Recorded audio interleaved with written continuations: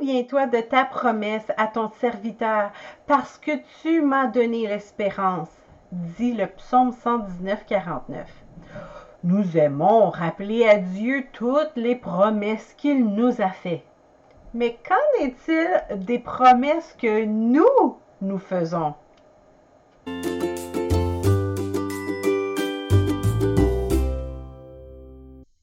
Il ne faut pas être ingrat ou des enfants gâtés. Si nous espérons que Dieu et tous les autres autour de nous tiennent leurs promesses, nous devons nous élever au même standard et faire de même. Et des promesses, nous en faisons souvent, en toutes sortes de circonstances. Or, si nous ne prenons pas le temps de nous les remémorer, nous pouvons facilement les oublier. Les promesses faites aux autres. Avez-vous promis votre aide à quelqu'un et vous ne lui avez toujours pas donné? Cela ressemble à l'histoire de Joseph en prison. Le panetier et les chansons furent tous les deux condamnés et les deux eurent un rêve en prison. Joseph interpréta leur rêve, annonçant au panetier qu'il allait mourir et à les chansons qu'il allait être pardonné. Il dit ensuite à les chansons, « Mais souviens-toi de moi quand tu seras heureux et montre, je te prie, de la bonté à mon égard. Parle en ma faveur à Pharaon et fais-moi sortir de cette prison. » Genèse 40, verset 14.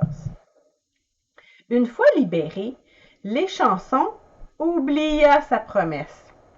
Et Joseph resta 2 ans de plus en prison.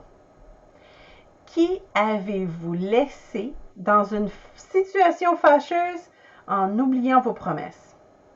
C'est peut-être un membre de votre Église à qui vous aviez promis de l'aider à grandir spirituellement et que vous avez oublié maintenant qu'il ne vient même plus. Ou peut-être un membre âgé de votre famille dont vous aviez oublié de prendre soin comme vous l'aviez promis. Avez-vous manqué de reconnaissance envers quelqu'un qui vous a rendu service? Prenez le temps d'y réfléchir. Quelle promesse avez-vous oubliée? Que votre parole soit oui, oui, non, non. Ce qu'on y ajoute vient du malin. Matthieu 5, 37. Des promesses faites à soi-même. Il y a les résolutions du début d'année. De beaux objectifs que nous nous donnons pour améliorer un certain domaine dans notre vie. Et ces résolutions sont bien connues pour être rarement tenues. Mais il y a aussi des promesses que nous nous faisons souvent après un échec dans notre vie. On se promet alors de ne plus jamais fréquenter tel type de personne. On se promet de prendre soin de nous-mêmes. On se promet du repos, des vacances, et la liste s'allonge.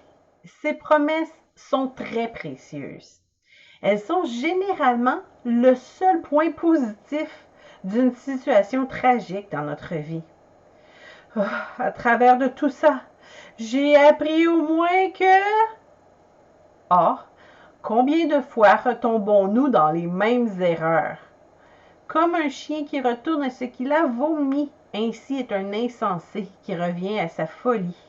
Proverbe 26, 11. Oui, nous agissons en insensé lorsque nous oublions les leçons que nous avons durement apprises. La solution pour ne pas oublier est non seulement de se les répéter, mais de se donner des outils pour marcher dans la bonne direction. Le mot « conversion » dans la Bible signifie d'adopter un nouveau comportement. Et ça ne se fait pas automatiquement. Il faut y mettre des efforts. S'établir des stratégies pour ne plus tomber dans les vieux pièges. Si vous décidez que les samedis soirs, vous ne sortirez plus dans les boîtes de nuit, ce n'est pas suffisant de prendre cette décision. Vous devez remplacer ces sorties par autre chose. car si vous ne le faites pas, vous vous sentirez bien seul le samedi soir et vous n'arriverez pas à résister à la tentation de retourner à vos mauvaises habitudes. Si vos amis ne sont pas édifiants, ne vous isolez pas, créez-vous un nouveau groupe d'amis. Donnez-vous des trucs pour tenir les promesses que vous vous êtes faites à vous-même, des promesses faites à Dieu. Combien de fois avons-nous fait une promesse à Dieu en échange de son secours? Nous n'avions pas besoin de lui promettre quoi que ce soit. Nous ne pouvons pas acheter Dieu. Il ne se laissera pas manipuler par nos paroles. Il connaît vraiment trop bien notre cœur. Par contre, nos promesses, il les entend vraiment. Si tu fais un vœu à l'Éternel ton Dieu, tu ne tarderas point à l'accomplir, car l'Éternel ton Dieu t'en demanderait compte et tu te chargerais d'un péché. Deutéronome 23, 21 et aussi dans Matthieu 5, 33. Nous voyons souvent Dieu comme un bon père, et c'est ce qu'il est. Il use de grâce envers nous à de nombreuses occasions. Il est lent à la colère. Mais cette image que nous avons d'un Dieu débonnaire peut être dangereuse parce qu'elle peut nous amener à manquer de révérence envers lui. Il est gentil, mais il demeure Dieu et il a toute autorité sur nous. Il est bien de faire des promesses envers Dieu, de s'engager envers lui, comme il l'a fait envers nous. Mais il ne faut pas oublier ses promesses. Pensez-y un instant. Et si vous avez besoin de vous repentir, faites-le rapidement et tenez parole. Je devais un sacrifice d'action de grâce. Aujourd'hui, j'ai accompli mes vœux. Proverbe 7, 14. Tenir ses promesses, que ce soit envers les autres, envers soi-même ou envers Dieu, n'est pas seulement une question de fidélité et d'intégrité. Tenir parole n'est pas seulement une qualité remarquable dans la vie en général, elle est primordiale dans un couple. Plus notre relation est familière, plus nous avons tendance à ne pas prendre au sérieux nos promesses. Et c'est pourtant au quotidien que ces brisures créent des blessures profondes. Alors, pendant que vous êtes célibataire, pratiquez-vous à tenir parole. Soyez un homme ou une femme de confiance et d'honneur.